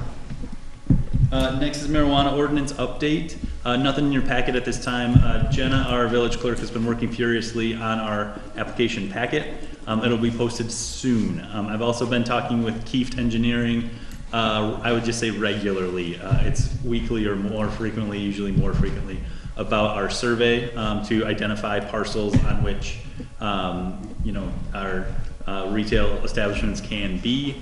I don't have a final map yet, or we've gone back and forth on that many times. It'll be on the website before too long. I know it's a fishy, undefined answer, but it'll be on the website on the forms and permits page where the other updates have been posted, where you'll find out more. Any questions on that? Okay. Next up is the old mill. The DPW deserves a commendation for their efforts to get the old mill painted. Bob, Matt, and Tony went above and beyond to make that happen this fall. They took the worst parts of the project, did them first, and got it going in a way that Scott Zimmer and his crew from Primetime Services could step in and help with the high stuff, with their lift, and make that possible. They went above and beyond too. They ran into more issues than they thought they would, and the work they did was tremendous. So your packet has a final update as well as the 2 long email updates I sent regarding same. Questions on that? It's hard to say when we're going to need to do it again. The capital improvements plan calls for money towards the mill each year, and Bob and I discussed that it would be very helpful to have a professional have eyes on the mill every year. So he knows some retired painters who don't want to paint the whole mill all at once, but who could come in, for a week and address some issues or fix some windows or things like that. So we'll talk more about that as we talk budget and things for next summer. But we are very excited to have a new coat of paint on the entire old mill. They're going to tackle the old school next. The man school is next. Questions? Okay. I did those out of order. I'm sorry. I was on a roll. Next is the summary of the Energy Security and Climate Change Investments in the Inflation Reduction Act of 2022. Questions on that? Yes, but none you can. That comes from Congresswoman Slotkin's office. Very informative. Lots of good information. Yeah, I'm not the expert. Okay. And last is just a verbal code enforcement update. There's been lots of questions lately. I encourage you and all residents to bring their questions to me. It's a lot easier to address issues that are brought to me rather than me going to look for issues. So if you see something, say something. If you have a question about, why is this allowed or why is that not allowed, feel free to ask me at any time. I've had lots of conversations in the last several weeks about different issues like blight. So I'd be happy to address those. If you want to come ask me, feel free. That's it for manager's report. Oh, 2 more things. Sorry. You may have noticed 2 gorgeous new storage containers parked in center field at the Little League field over by the DPW garage. Those are the storage containers that we ordered. We needed to get them in before winter. So the crew wasn't quite ready for them, but we decided to drop them on them anyway. They will be moved to their location. It requires a little bit of site prep, and it was easier with those on hand. So they'll be prepping and placing in the next couple of weeks. And those will be utilized for storage for the DPW, the DDA, and other. There's a lot of things that accrue for events and Christmas and Halloween and stuff like that. So that's where they will be on our own property and paid for storage containers. The other one is you may have noticed in the Citizen an ad for a DPW laborer. We're currently short 1 laborer. So if you know anyone who's interested, I would encourage them to apply in the very near future. That is it for manager's report. Thank you. Thank you. I appreciate it. All right. Next up this evening is public comment. Please keep in mind this section of the public comment is on non-agenda items only. We would love to hear from you. If you could please just kind of raise your hand, stand up, or approach the podium when it's your turn. Keep in mind that you do have 3 minutes per person to speak. Got it. The timer's behind you. No, you have to use the timer. I'm gonna. No, it's behind you. You have to use it. Why do I have to use that one? I don't know how to use that one. Right. Courtney, if you'll call out when there's 1 minute left, that's helpful. Do I have to use No, this use one? your phone if Thank you you. call Okay, go ahead. You go ahead. Madam President, Yes. members of the council, My name is Wayne Wills, former president of this council. 8 years, 10 years president of the Planning Commission. Reside at 4 North Church Street.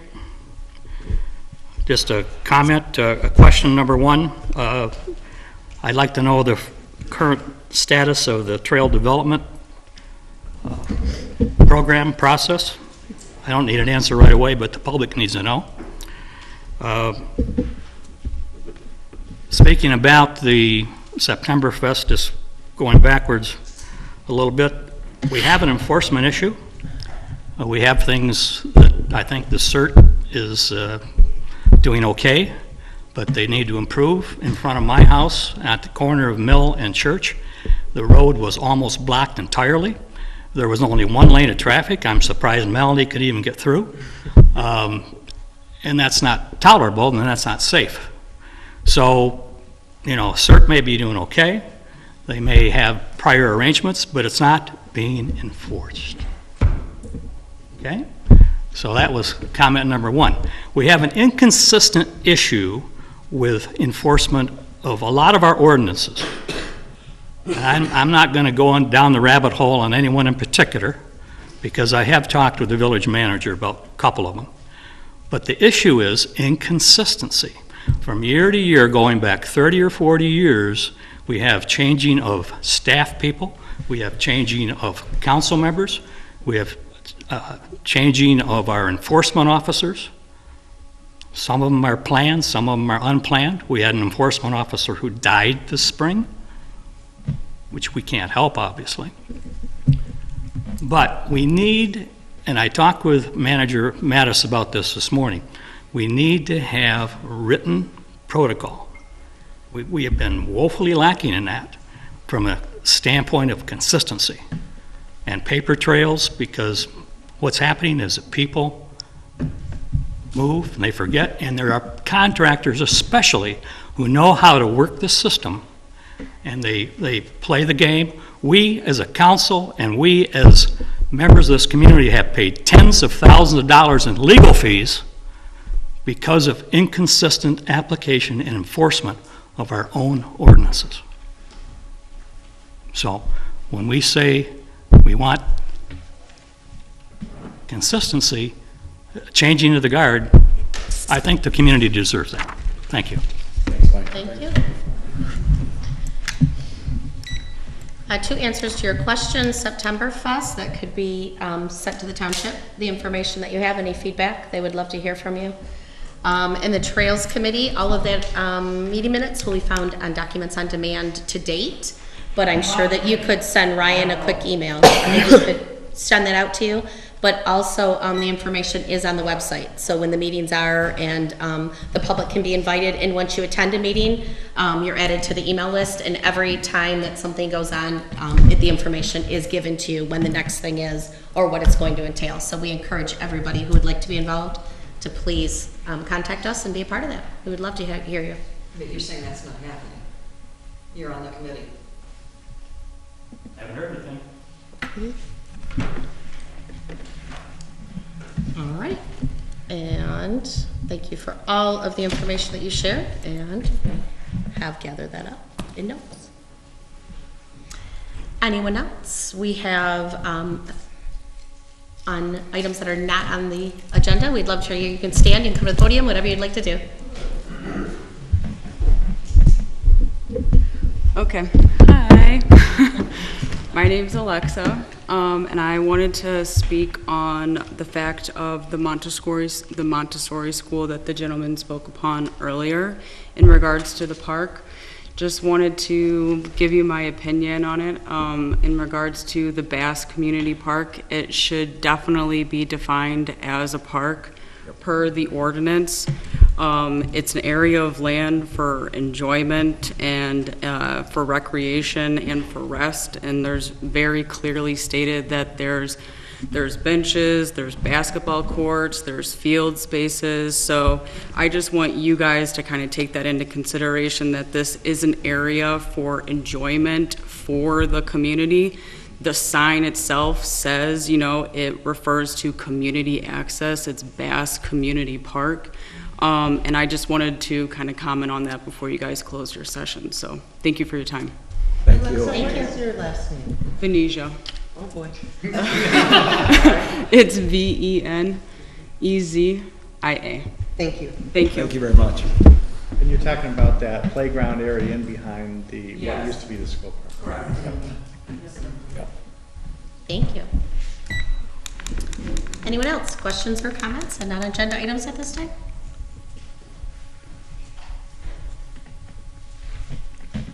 All right. Thank you. We're looking at additional items from the trustees, and we will begin, please, with Pat. I'm good. No comments. I'm good, thank you. Larry?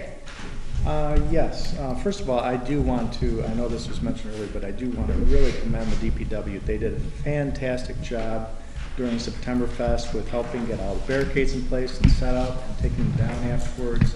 They were very cooperative, and those guys just did a great job. I just can't say enough about them and what they put in for September Fest.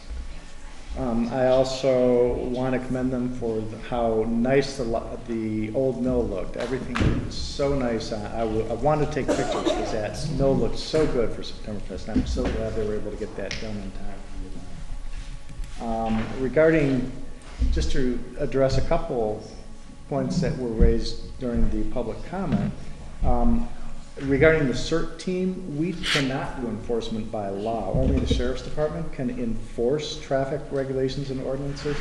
We are allowed to direct traffic and do street closures under the authority of the Oakland County Sheriff and the Village of Ortonville, but we do not have any enforcement capabilities ourselves. The only thing we can do if somebody violates, the street closure or no parking or anything like that, we can take pictures and forward that to the Oakland Sheriff, but that's unfortunately the only thing we can do. We don't have any enforcement authority. We try to do the best we can to direct and keep people from doing those things, but we can't stop them.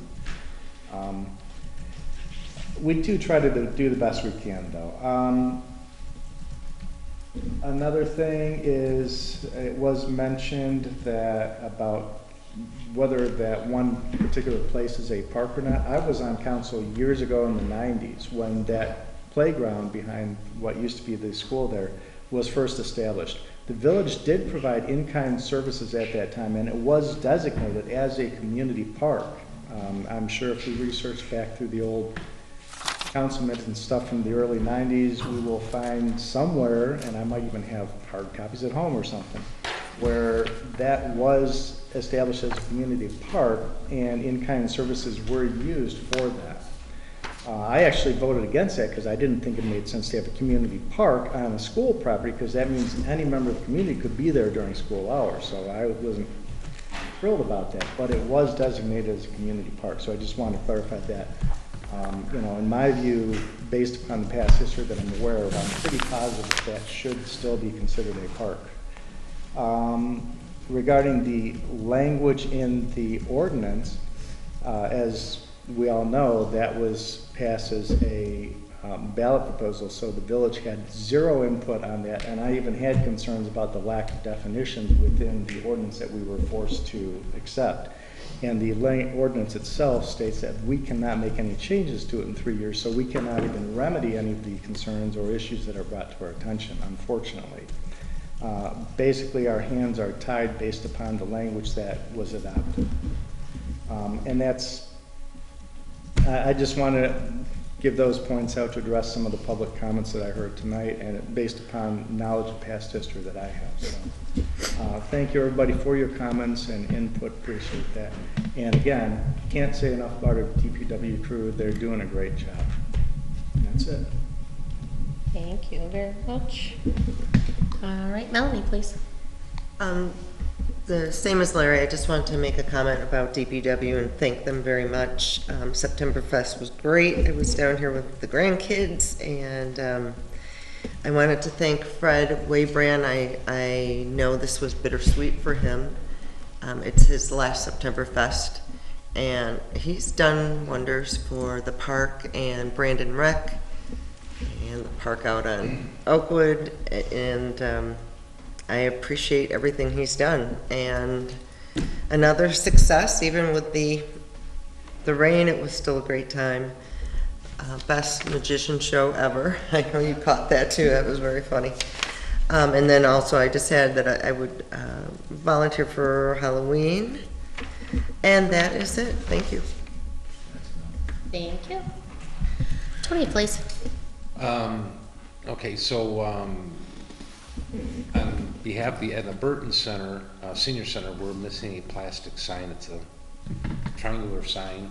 Sandwich shop, or sandwich sign, yeah. Yeah, it's supposed to be over here, and it's not on this side of the corner. So if anybody sees that, if you can. Oh, it's gone. Yeah, it's gone.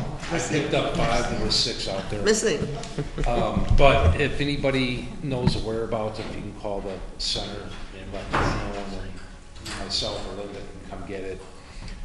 I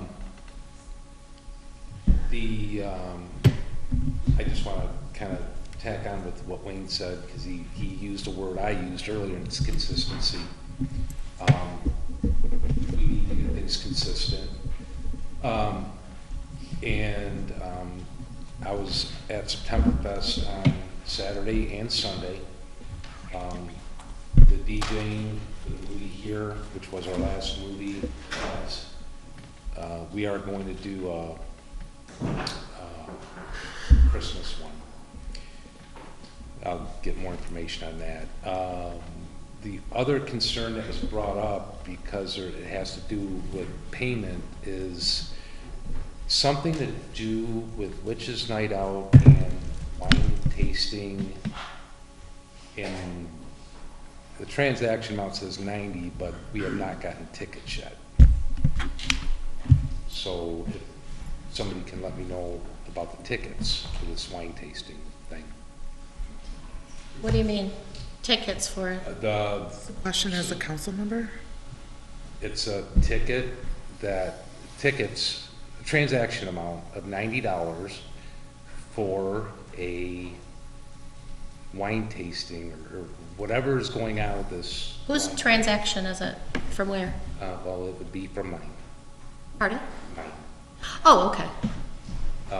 It's a wine event at Witches Night Out. Should that, So- do you want that as a trustee comment?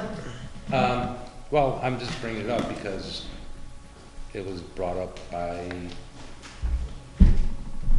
So if you purchase the tickets online, that would be a direct question for the DDA, Okay. who hosted the online purchasing okay. for Witches Night.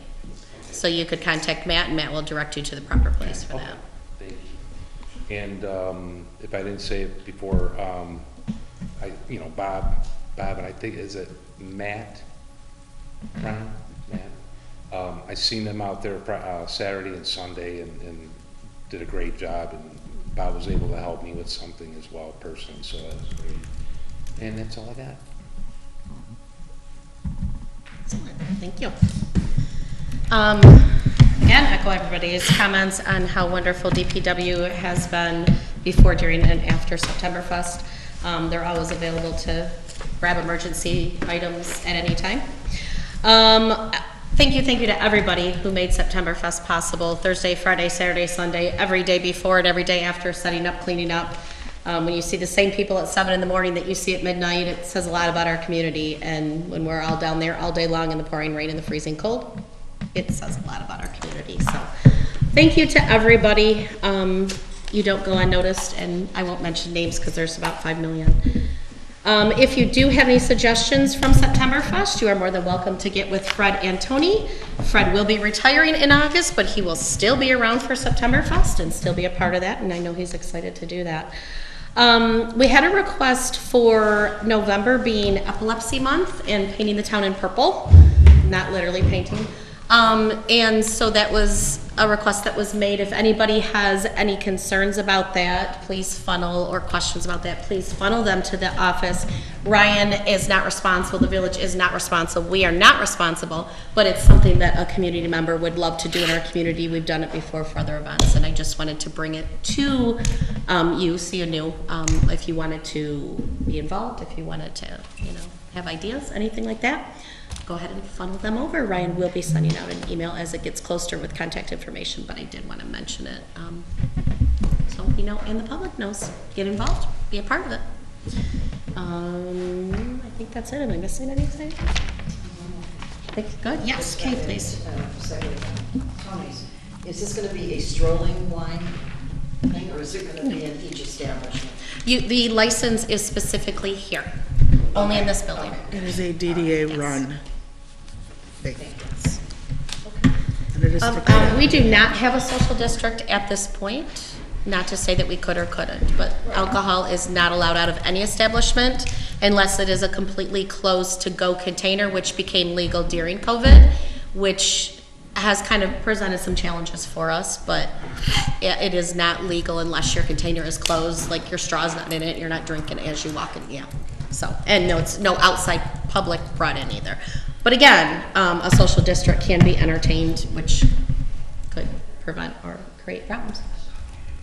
I have a question since you're both here. Mabelina's, what is going on with that? I mean, we find out about these things in the paper, so we're just curious.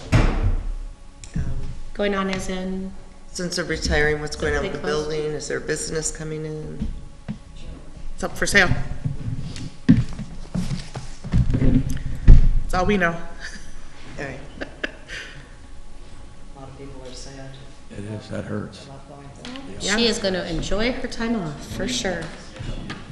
Enjoy her grandchildren even more. Any other questions or comments that we forgot before we wrap up? All right, I am looking for, entertain a motion to adjourn, please. Motion to adjourn? We have a motion on the table by trustee Nivett, supported by trustee Hayden. 9:12.